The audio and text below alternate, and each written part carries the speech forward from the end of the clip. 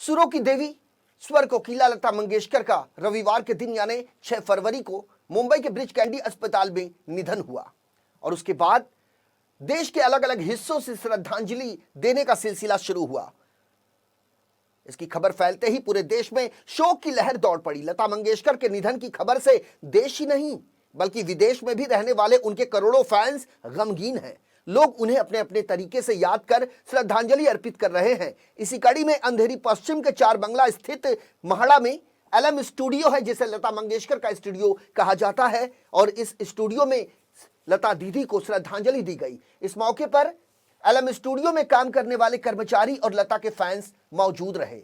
इस स्टूडियो में लता दीदी ने अपने कई गाने भी रिकॉर्ड किए हैं। साथ ही इस स्टूडियो में लता के साथ साथ कई बड़े गीतकार और संगीतकार भी यहां आ चुके हैं। यहां लगी कई तस्वीरें इस बात की गवाही देती है।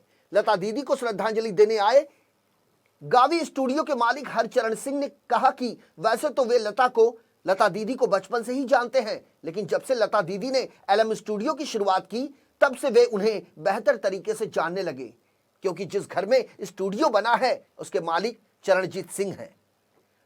हरचरण सिंह कहते हैं कि इस सिलसिले में लता दीदी से उनका मिलना लगातार होता था, लेकिन पिछले 10 सालों से उनकी खराब तबीयत के चलते लता दीदी ने यहां आना कम कर दिया और बाद में एक ऐसा भी मौका आया जब उन्होंने एलएम स्टूडियो एकदम से आना बंद कर दिया।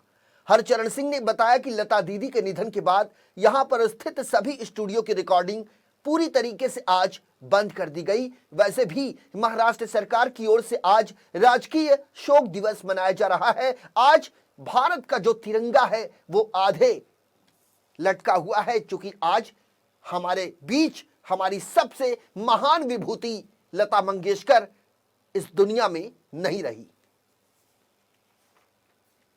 जी, लता जी हमारी फिल्म इंडस्ट्री की जैसे 4 पिलर आप लोगों के यहाँ कहते हैं, ऐसे एक पिलर थे जिन्होंने 93 इयर्स की एज में कल उनकी डेथ हुई है और 80 के साल उन्होंने सेवा करी है इंडस्ट्री की गाने के द्वारा। और उनके 25-30 हज़ार गाने सारी लैंग्वेज के अंदर उनके रिकॉर्ड हुए हैं हिंदुस्तान में। बस ये भगवान उनकी आत्मा को शांति दे, उनके परिवार को ढांढस दे। इसी के साथ ही मैं नमस्कार करता हूँ। उनकी क्या यादें जुड़ी है? जब लता जी से आप मिलते थे तो क्या बात होती थी वो, और कैसे किस विषय को लेकर? किसी विषय से मेरी ज़्यादा बात नहीं हुई है। यहाँ पे आते थे वो, तो मैं उनसे 2-3 बार मिला हूँ, बस प्रणाम करा, पैर छुए, उनसे आशीर्वाद लिया और हो गए, चले गए। तो 10 साल से मेरे साथ हैं वो। 4-5 बार ही आए हैं यहाँ स्टूडियो, और ज़्यादा उनसे रिकॉर्डिंग करनी थी। उन्होंने 10 साल से बिल्कुल ही, मैं क्या 5-7% करते होंगे, नहीं करते। यहाँ नहीं उन्होंने ज़्यादा गाया ना कुछ किया, खाली आते इतने ही हैं। और यहाँ पे मतलब और किनका आना हुआ है उनके साथ रिकॉर्डिंग के लिए, और कौन कौन आते थे? उनके साथ सारे आते हैं।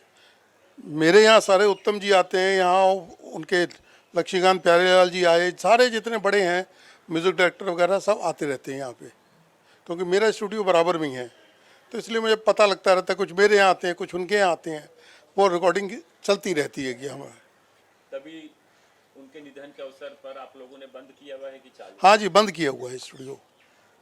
कब तक बंद रहेगा? कब तक? 1-2 दिन बंद रहेगा, उसके बाद जो सर सिग्नल आएगा फिर चालू करेंगे। ये तो श्रद्धांजलि अपने मन की इच्छा है, जितने दिन बंद रख सकते हो श्रद्धांजलि करनी है। उनका शायद कल या परसों में हो जाएगा, उसके बाद खोल देंगे। तो उनके जाने से जो संगीत की दुनिया है उसको कितनी बड़ी हानि हुई है, आप कैसे? बस उसको हानि, दीदी ने जितनी सेवा करी है, उनके जाने के बाद जो बच्चे हैं वो भी सुन करके उनको संगीत में आते हैं।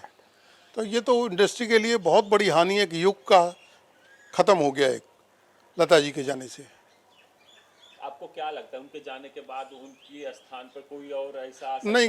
कोई नहीं। उनका स्थान हिंदुस्तान में क्या वर्ल्ड में कोई नहीं ले सकता जो उनका स्थान है।